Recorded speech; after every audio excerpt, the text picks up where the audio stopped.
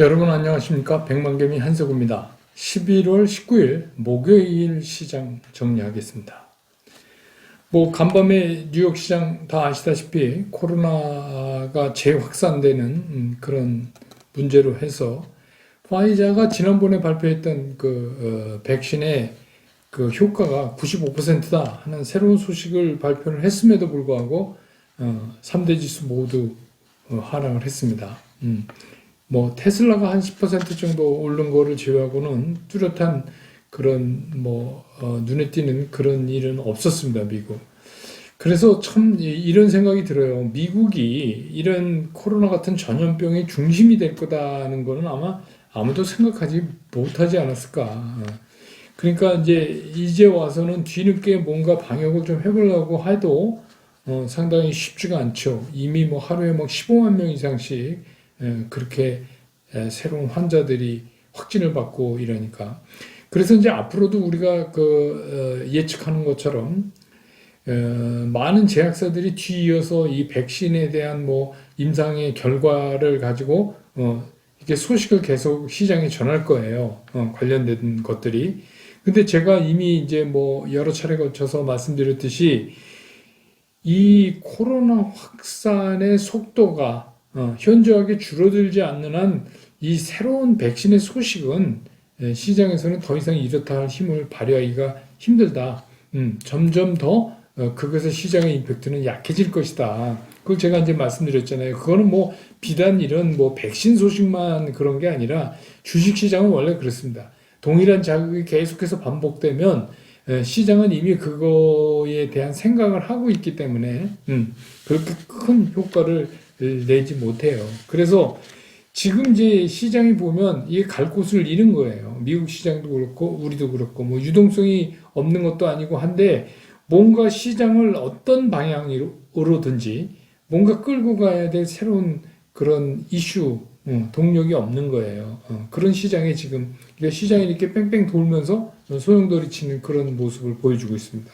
우리 시장도 역시 이제 약세로 출발을 했죠. 그러니까 장 시작 부분에는 외국인하고 기관이 동시에 팔았어요. 특히 이제 외국인들은 그 매도량이 적었지만 오전부터 이제 우리 기관들 특히 이제 금융투자 쪽에서는 짧은 이익 시연 도대체 얼마를 보고 하는 건지는 모르겠는데 아무튼 그래서 매도를 적극적으로 했고 개인들만 이제 매수에 나서는 그런 모습이었어요. 근데 이게 점차 시장이 흐르면서 오후에 가면서 오후 2시쯤 그때부터 외국인들이 매수 전환을 하게 됐어요. 그래서 코스피에서 현선물 매수에 나서면서 결국 마지막 종가에서는 코스피는 그냥 강보합권에서 끝이 났고 코스닥도 많지는 않지만 외국인들이 마지막에 순매수로 돌면서 거의 750억 이상 순매수를 보인 개인 매수와 더불어서 전체적으로 0.97 거의 1% 가깝게 코스닥을 끌어올리는 그런 상태에서 시장을 마감을 했습니다. 환율은 계속해서 원화 강세가 되다가 오늘만 특이하게 하루에 11원 30전 원화가 약해졌어요. 그래서 달러 대비 1115원 10전 정도 끝났습니다. 그래서 이제 우리가 늘 걱정하는 것처럼 이게 추세적인 건 아니라고 보입니다만 오늘 하루 이제 계속해서 원화 강세를 보이다가 오늘 하루 좀 물러서는 환율에서는 그런 모습을 봤습니다. 오늘 이제 썸네일도 여러분 보셨지만 제가 이제 왜 썸네일 제목을 이사 다니지 마라 이렇게 정했냐면 여러분들이 이제 그 댓글로 저한테 질문해 주시는 거를 보면 되게 여러분들이 어떤 생각을 갖고 계시고 주식 투자에 대해서 어떤 마인드를 갖고 계신가 이거를 제가 이제 알 수가 있어요. 그래서 늘 말씀드리지만 저는 어디에 소속돼 있거나 이거 주시장 하는 걸 직업으로 갖고 있는 그런 사람이 아니라 은퇴한 증권쟁이니까 저는 이제 그 주식 투자하는 개인 투자가 여러분들이 기울어진 운동장에 있다고 보거든요. 여러 가지 면에서. 그래서 좀 여러분들한테 도움을 줄 수 있는 그런 얘기를 많이 하고자 해서 시장의 숨결 얘기도 많이 하고 이랬는데 제가 질문을 이렇게 쭉 보면서 그런 생각이 드는 거예요. 여러분들이 이게 매매를 참 잘 못하고 계신 거 아닌가. 이거는 뭐 여러 가지 문제가 있습니다. 뭐 저한테도 뭐 이렇게 문자가 오는데, 주식 투자해서 떼돈 벌고 싶으면, 얘기하면 종목 정해준다는 그런 것도 있고. 그래서 이제 자꾸 여러분들이 이게 흔들리기 때문에 뭔가 이게 주식 투자의 정석대로 정도를 못 가고 있는 거 아닌가, 이런 생각이 들어요. 이제 여러분들이 많이 질문해 주시는 것 중에서 대표적으로 몇 가지를 제가 한번 들어볼게요. 제가 이제 어제 썸네일 위에다가 이제 뭐 삼성전자, 카카오, 현대차 이렇게 쓰는데 그거에 대해서는 제 채널을 매일 보시는 분들은 알죠. 그게 뭐라는 걸. 저는 이제 그거를 상징적으로 이렇게 표현하는 거죠.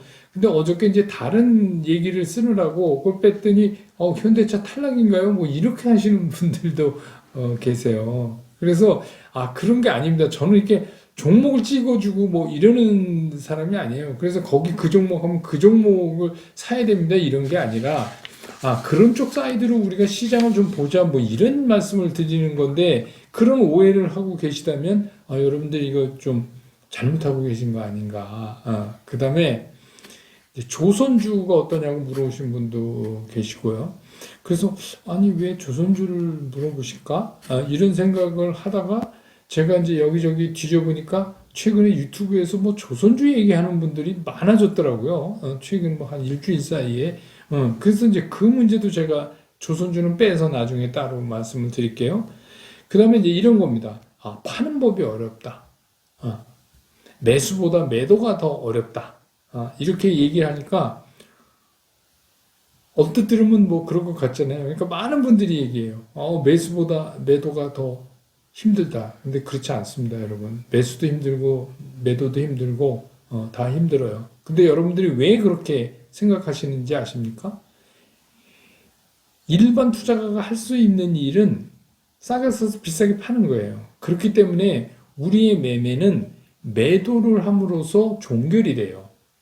그러니까 매도라고 하는 거는 종결이기 때문에 여러분들이 더 힘들다고 느끼시는 겁니다. 예를 들어 매수해 갖고 있어요. 근데 내가 못 팔았어요. 주식이 있어요. 그러면 이제 또 훗날을 계약해야 되잖아요. 그거랑 매도를 했다는 거는 제가 말씀드린 팔지 않으면 손해 아니다. 똑같은 거예요. 여기서 종결을 진다는 거죠. 그러니까 이게 굉장히 힘든 거예요. 예를 들어서 제가 경험상 1000주를 가지고 있었어요. 어떤 주식을. 근데 요게 어떨까 이래갖고 300주를 팔았어요. 근데 그 다음날 떨어져요. 주가가. 그러면 그 1000주 갖고 있다가 300주 판 분이 되게 좋아해요. 저는 그게 좀 이상한 거예요. 왜 700주가 남아있는데 왜 좋죠? 어제 그림처럼 맞췄다고요? 그럼 나머지 700주는 어떻게 할 건데요? 그렇잖아요. 그러니까 이게 뭔가를 좀 오해하고 계시는구나. 그래서 매도가 더 힘든 게 아니라 매도가 종결이기 때문에 힘들다고 느껴지시는 거예요. 그래서 이제 뭐 이런 얘기 많이 하잖아요. 뭐 종목 찍어주는 데에서 제 댓글에 와서 악성 댓글 달고 그러는 분들이 있는데 그거 전 뭔지 알아요. 그런 거 하시는 분들이 일부러 이제 악성 댓글 달기도 하고 그럽니다. 그래서 뭐 쓸데없이 광고가 많다는 이거 여러 차례 제가 뭐 구글에서 하지 제가 하는 거 아닙니다. 이렇게 말씀을 드려도 뭐 그렇게 하고 뭐 그러는데 그거 이제 이렇게 추적해 보면 대충 이게 알 수가 있어요. 그런데 그런 데서 이제 많이 얘기죠. 손절가. 이게 참 애매한 거예요. 그럼 여러분 손절가를 예상하면서 그 주식을 왜 사세요? 그렇잖아요. 손절가를 걱정을 할 주식이면 사지를 말아야죠, 처음부터. 그러면 손절이라는 게 뭐예요? 내가 이 주식을 샀는데 이 주식이 빠져서 손해날 수 있다. 이런 거 아닙니까? 그리고 이 손절가라는 게 되게 느닷없는 게 기간도 없어요. 그래서 나는 예를 들어서 손절가를 5%로 했다, 뭐 10%로 했다. 근데 5.5%에서 주가가 다시 돌아서 올라가면 어떡할 겁니까? 5%의 손절. 손절도 주식 투자 잘하는 방법입니다. 손절을 과감하게 해야 됩니다. 막 이러는 분들이 있어요. 그게 아니라 손절할 주식을 사질 말아야 돼요. 여러분 중요한 게 그게 아니에요. 그러니까 제가 계속 며칠째 거듭 말씀드리잖아요. 돈을 벌고 있느냐? 계속 벌 수 있느냐? 그래서 돈을 벌고 있고 계속 벌 수 있는 실적이 뒷받침되고 성장성이 있는 주식을 정했다 그러면 왜 손절 걱정을 하세요? 응. 여러분 그 지금 뭐 카카오가 닉네임이 뭔지 아십니까? 카카오 닉네임이 뭐예요? 옛날에 15만 원 주식 아니에요. 15만 원만 가면 꺾이잖아요. 15만 원만 가면 이거 팔아야지 이거 꺾여요. 그러던 주식이에요. 그런데 이제 지금 이제 실적도 좋아지고 회사가 달라지고 예, 성장성도 있고 그러니까 이제 주가가 지금 이렇게 뭐 지난번에 40만 원도 넘고 그랬지만 뭐 이렇게 되는 거 아니에요. 그러니까 어떤 종목을 살 것인지 그 종목을 선정할 때 심각하게 하지 않고 그냥 들어가면서 손절가 밑에 뭐 몇 프로 빠지면 손절 그러면 이런 식의 매매를 하면 맨날 손절만 해요. 맨날 손절만 해요. 그러면서도 나 과감하게 잘 잘랐어. 그렇지 않으면 15% 빠질 건데 내가 5%하고 탁 잘랐으니까 잘 잘랐어. 그게 아니라 5%가 손해가 난 게 가슴 아파야죠. 그런 거 아닙니까? 그래서 제가 이제 여러분들한테 그렇게 그럼 도대체 이걸 누가 정하냐 이게 손절가를 각각 그 종목에 대한 신뢰도도 다르고 각각 뭐 자기가 정하는 그런 기준점이 다 다르는데 일괄적으로 손절가 얼마 이게 말이 안 되는 거죠. 저는 손절가로 고민하는 게 아니라 손절가 걱정을 안 하고 느긋할 수 있는 종목을 사는 게 그게 더 중요하다. 그러니까 결국 이제 그렇게 되면 좋은 주식은 질긴 사람이 먹는 거예요. 그 다음에 이제 뭐 이게 얼마인데 사도 됩니까? 이런 거예요. 이것도 이제 문제가 있는 게 그러면 얼마에 사면 되고 얼마에 그런 법칙이 있어요? 왜냐하면 주식이라는 건 계속 이렇게 살아있는 생명체 같은 거예요. 그러니까 과거에 이제 카카오 예를 들어서 과거에 카카오는 15만 원 되면 거기가 거의 상투권이기 때문에 팔아야 되니까 그 밑에서는 사도 되지만 거기서 사면 안 된다. 이런 게 거의 불문율이었는데 올 봄 거쳐오고 오래 지나면서 그게 깨졌잖아요. 그죠? 그러니까 이렇게 새로운 데를 가는 거예요. 주식이라는 게. 그러니까 얼마인데 사도 될까요는 별로 말이 좀 안 돼요. 그러니까 이 주식이 지금 돈을 잘 벌고 앞으로도 전망이 매출액이 수익이 계속해서 지속적으로 날 것 같다. 라는 판단이 있으면 여러분 이제 그 자료들 여러 군데 보면 그 에스티메이트에서 예상 그런 것들 나오잖아요. 그게 좋으면 그럼 사도 되는 거죠. 근데 이제 이왕이면 막 빨갈 때 쫓아가서 사지 말고 좀 떨어지는 날 사라. 그 떨어지는 날은 평균 가격도 아니고 그냥 가격 불문하고 사시면 된다. 이런 말씀 여러 번 드렸잖아요. 그 다음에 이제 요새 가슴 아픈 부분인데 시즌에 대해서 질문하시는 분들 많아요. 시즌뿐만 아니라 이제 그 진단 키트 관련된 거죠. 그럼 시즌 잡주인 거예요. 그러니까 시즌 잡주 아닙니다, 여러분. 시즌 잡주 아니에요. 근데 다만 여러분들이 이건 생각하셔야 돼요. 주식시장은 미래를 끌어오는 거예요. 그러니까 코로나가 확 이렇게 됐을 때 그때 어떻게 해요? 진단키트 돈 엄청나게 벌 거를 우리가 어떻게 해요? 예측을 했잖아요. 그래서 그걸 끌어다가 주가에 반영을 시킨 건데 백신이라는 강력한 방해자가 나타났단 말이에요. 지금. 그래서 뭐 백신이 나와서 백신을 막 사람들이 맞아도 진단은 해야 되니까 진단키트가 뭐 갑자기 안 팔리고 뭐 이런 건 아니지만 주식시장은 그렇게 판단하지가 않는 거예요. 뭔가 아무것도 거칠 게 없다가 뭔가 방해하는 게 나타났다.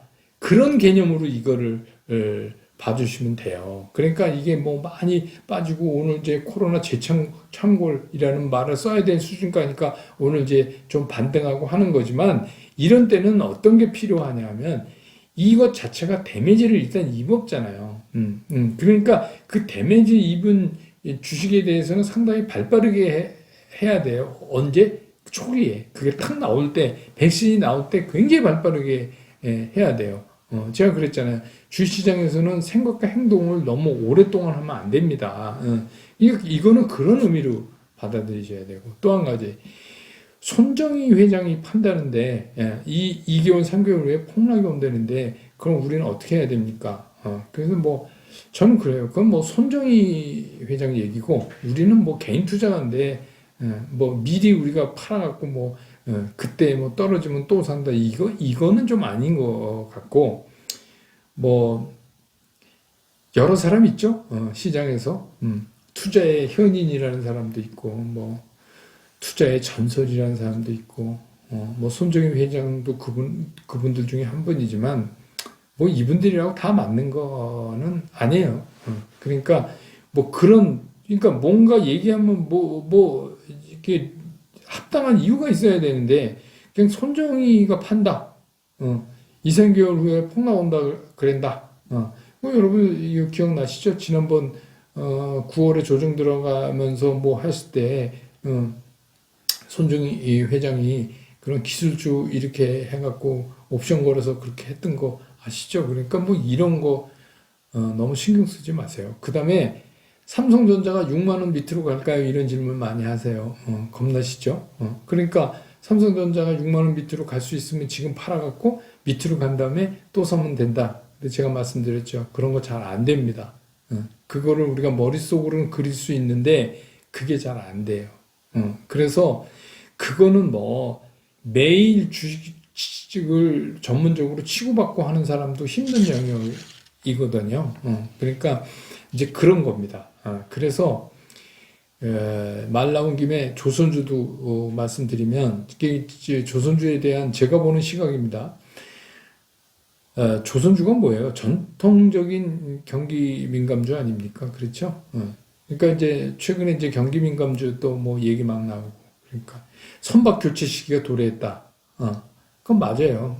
선박 교체 시기가 20년, 30년 주기로 일어나니까 그 다음에 이제 최근에 뭐 이산화탄소 관련 뭐 이렇게 해서 이게 뭐 스마트 선박이라고 해서 선박도 좀 이제 공해 물질을 덜 내놓는 방법으로 뭐 이렇게 해서 가스 관련 뭐 또 LNG 선도 뭐 이렇게 하고 그 다음에 어차피 이제 코로나가 잡히면 각국이 경제 부흥을 위해서 상당히 강도 높은 인프라 건설을 확대하게 되면 싣고 다니는 물동량이 많아지지 않겠느냐. 뭐 그것도 동의해요. 근데 이제 그 인프라라는 게 요새 이제 디지털 인프라 뭐 이렇게 하듯이 우리가 옛날 하는 것부터 길 닦고 뭐 댐 놓고 이런 것만 아니라는 것도 좀 알아주셨으면 좋겠고. 근데 뭐 아무튼 그래서 조선주가 사이클도 그렇고 그다음에 이제 조선주 중에서 망할 때는 거의 다 망했잖아요. 구조조정이 내부적으로 됐으니까 이제 괜찮다. 다 동의해요. 맞는 얘기예요. 근데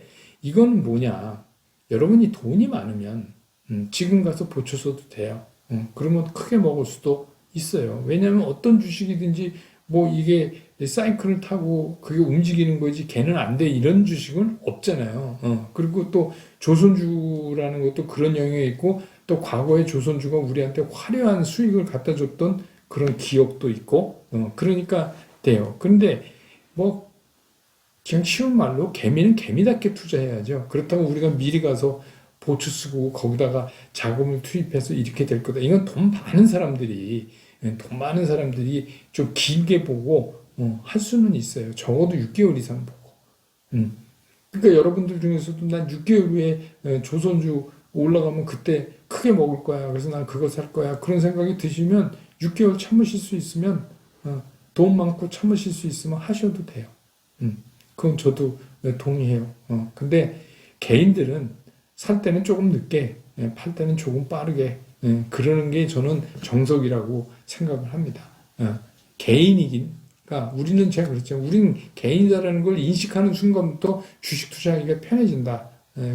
그랬잖아요. 그러니까 그렇게 생각하셔라 이거예요. 그럼 시장으로 돌아오면 시장의 유동성은 굉장히 풍부해요. 제가 어저께 그 16일 날 하루에 6조가 늘었다. 고객 입담금이 그런 말씀 드렸잖아요. 근데 이제 문제는 뭐냐? 시장에 이슈가 없어. 그래서 그동안에 처음에 나올 때 백신에 대해서 굉장히 낙관론이, 백신 나왔으니까 이제 끝났어. 이런 낙관론이 시장을 땅 때렸어요. 그런데 코로나 증가가 이거를 그냥 눌러버렸어요. 지금은 그냥 거의 힘을 못 써요. 그러니까 이게 우리가 투자하는 분들을 보면 이런 거죠. 증시 속담에서 많이 인용되는 게 딸을 낳으면 앞마당에 오동나무를 심는다. 그러니까 그 나무 한 20년 이상 나무 길러서 딸 시집 갈 때 그 나무를 켜갖고 장롱을 오동나무 장롱을 만들어서 출가시킨다 이거죠. 그래서 뭐 따르면 오동나무 심는다. 그러니까 그 얘기 뭐냐면 느긋하게 길게 보고 주식 투자를 하라. 뭐 그런 얘기예요. 근데 그렇게는 못 한다고 그래도 2, 3개월을 못 기다려서야 어떻게 주식 투자를 하겠느냐. 이런 생각입니다. 이거 개인 투자가 이거 못하면 안 돼요.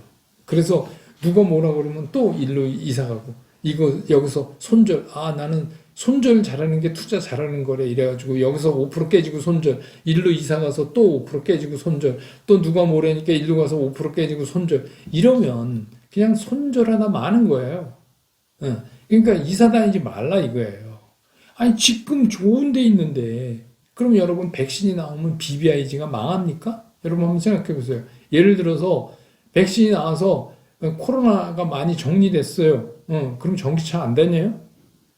배터리 안 돼요? 그럼 카카오 네이버 안 써요? 그렇잖아요. 뭘 얘기하는지 저는 잘 모르겠어요. 그러니까 이게 이런 건 있어요. 그동안 피해받았던 코로나 때문에 그것들은 상승하는 게 맞아요. 그건 뭐예요? 제가 얘기했잖아요. 일정 기간 안에 그걸 해요. 지금은 예를 들어서 항공주 같은 거, 뭐 우리나라 대한항공은 뭐 조금 다른 거지만 어쨌든 항공주라고 치자 이거예요.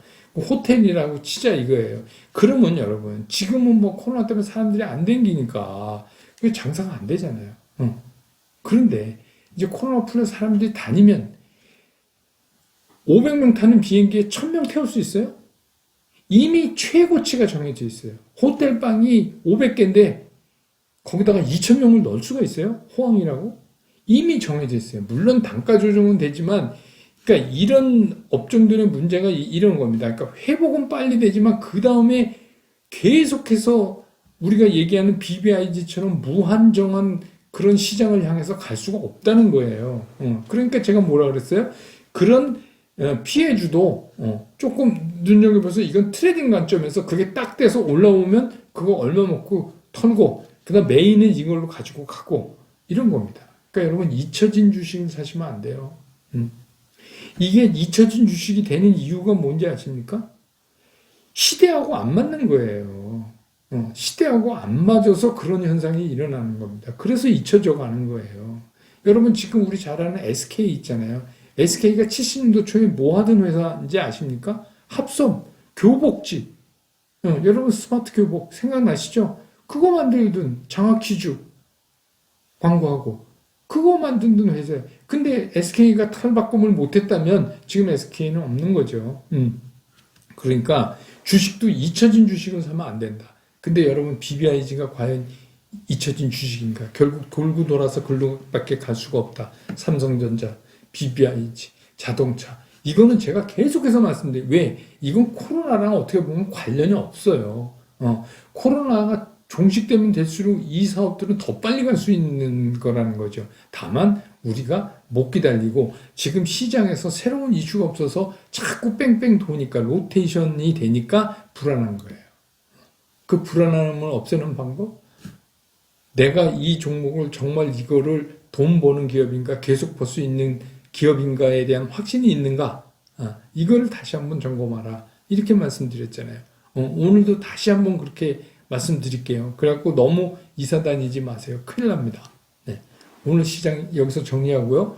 내일 이제 금요일이니까 이번 주 시장 끝나고 나서 총 정리해서 다시 여러분 곁으로 돌아오겠습니다.